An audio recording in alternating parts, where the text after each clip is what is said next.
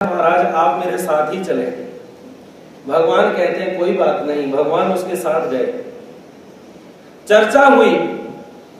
भगवान वो बात करता है, एक जो विद्वान व्यक्ति है वो विद्वान प्रश्न करता है, और वो जिसने सेवा करी है सारी उम्र वो भगवान की तरफ देखता है। वो कहता है कि महाराज मैं तो केवल निमित्त मात्र हूं, बाकी तो आप ही कार्य करने वाले हैं। तो भगवान उस समय शब्दों के द्वारा उसे कहते हैं कि तुम बताओ इनको, इस प्रश्न का उत्तर दो, तुम्हें आता है, बोलो तुम।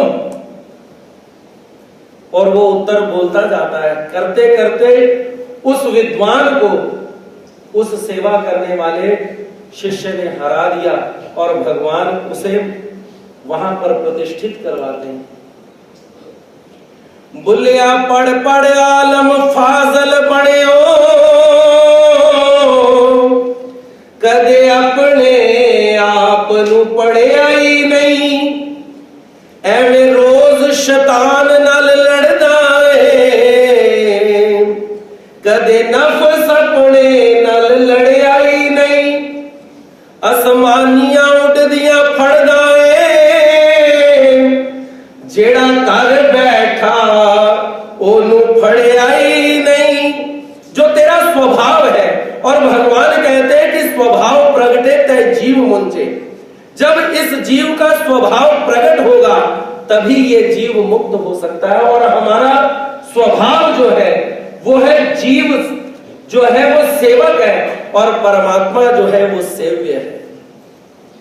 मेरा मालिक परमात्मा है, और जब तक ये भाव भगवान कहते हैं कि तेरे अंदर पैदा नहीं होगा तब तक तू मुक्त नहीं हो सकता। महिमभट्ट जैसे ही भगवान को देखता है अपने पढ़ी हुई किताबों को भूल जाता है, क्योंकि वहां पर पढ़ी हुई किताबों का कोई मोल नहीं है। आप जितने मर्जी विद्वान हो उसका कोई मूल्य नहीं, लेकिन आप भगवान के प्रिय भक्त हो। साधा जैसे, बाईसा जैसे, चांगदेव भट्ट जैसे भगवान आपको झट से अपनी गोदी में बिठा देते हैं। महिमभट्ट ने देखा, भूल गया सब कुछ, और भगवान को उस समय प्रवृत्त होते हैं, और भगवान उससे सबसे पहला प्रश्न पूछते हैं। भगवान महिमभट्ट को कहते हैं कि महिमभट्ट जी, इस संसार से ये जीव मुक्त हो जाए, क्या आपको ऐसी प्रतीति मालूम है, ऐसा कुछ आप जानते हैं कि जिससे ये जीव मुक्त हो जाए? लेकिन उसका अहंकार नहीं। आदमी अपना अहंकार कभी भी नहीं छोड़ता। भूल जाए लेकिन वो फिर भी कहता है कि मेरे जैसा कोई नहीं है। इस माया ने हमें इतना भ्रमित किया हुआ है कि वो हमारे को हमेशा यही कहती है कि तेरे जैसा सुंदर। कहते हैं कि जब माया ने हमें बनाया तो इस जीव के कान में एक गुरु मंत्र दिया। वो गुरु मंत्र कौन सा था? कि तेरे से बड़ा और तेरे जैसा सुंदर इस सारी दुनिया में कोई भी व्यक्ति नहीं बना रही। एक ज्योतिषी जी थे, सभी का ज्योतिष लगाते लगाते उन्होंने एक बार मन आया कि अपना भी ज्योतिष लगाएं। उन्होंने अपना ज्योतिष लगाया तो क्या देखते हैं कि मुझे अगला जो जन्म है वो सूअर का मिलने वाला है। मन ही मन में दुखी हुए, कहा कि देखो इस मनुष्य देह को छोड़ करके मुझे सूअर की योनि में रहना पड़ेगा, और कुछ ऐसा ऋणानुबंध भी होगा कि इसी घर में मुझे एक बार आना भी होगा, उसी योनि में। अपने बेटों को बुलाया, बेटा इधर आओ, 6 महीने बाद मेरी मृत्यु हो जाएगी, और उसके ठीक 6 महीने बाद मैं सूअर के वेश में यहां पर आऊंगा।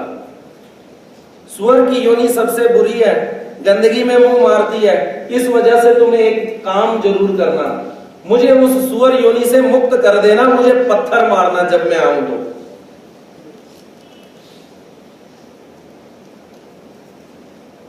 पिताजी ठीक है।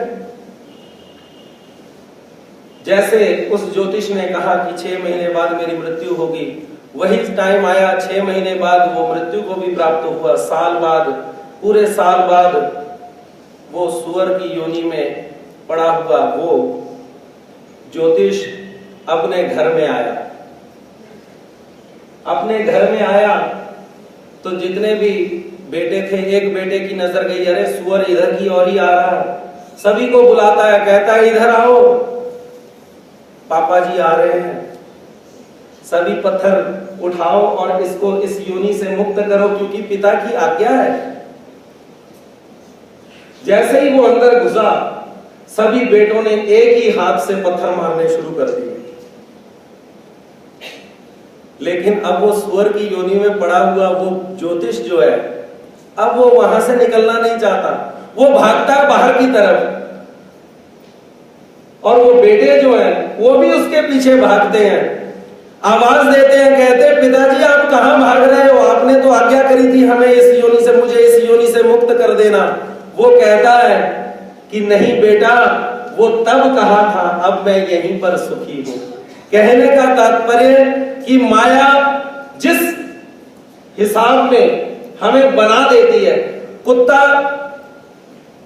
गलियों में जब हाथी आता है तो कभी गौर कीजिए, गली के जितने भी कुत्ते हैं वो भौंकना शुरू कर देते हैं। क्यों भौंकते हैं? उसके पीछे लॉजिक क्या है?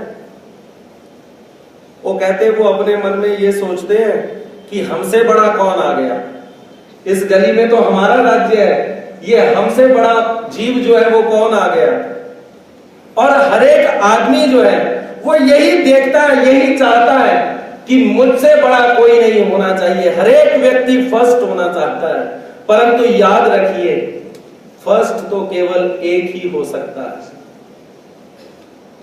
फर्स्ट पोजीशन पे केवल एक ही व्यक्ति हो सकता है, अनेक व्यक्ति फर्स्ट नहीं हो सकते। महिमट के जीवन में भी एक ऐसा ही अहंकार है, और वो अहंकार जो है वो परमात्मा को पहचानने में बाधक है। इस वजह से वो भगवान को एक साधारण संत समझता है। वहां पर जब भगवान उससे ये पूछते हैं तो महिमट कहता है कि क्या आप ये भी नहीं जानते? और जैसे ही महिमट ने ये शब्द बोले तो बाई साहब को गुस्सा आ गया। बाई साहब बोलने लगी, कहने लगी, अरे ये महाराज को ऐसे बोल रहा है। भगवान कहते हैं कि बाई शांत हो जाओ, इस जीव को स्वतः ज्ञान नहीं हो सकता। खुद की खुद अगर वो चाहे कि मुझे ज्ञान हो जाए और मैं मुक्त हो जाऊं, नहीं हो सकता। उसके लिए हमें क्या करना होगा? हमें चेतन पदार्थ के पास जाना होगा, चेतन व्यक्ति के पास जाना होगा, जो हमें वो ज्ञान बतलाएगा। भगवान स्वयं बतलाएं या अधिकरणों के माध्यम से हमें बतलाएं, तभी हमें ज्ञान हो सकता है। अन्यथा किसी भी किताब पढ़ करके हमें बोध नहीं हो सकता।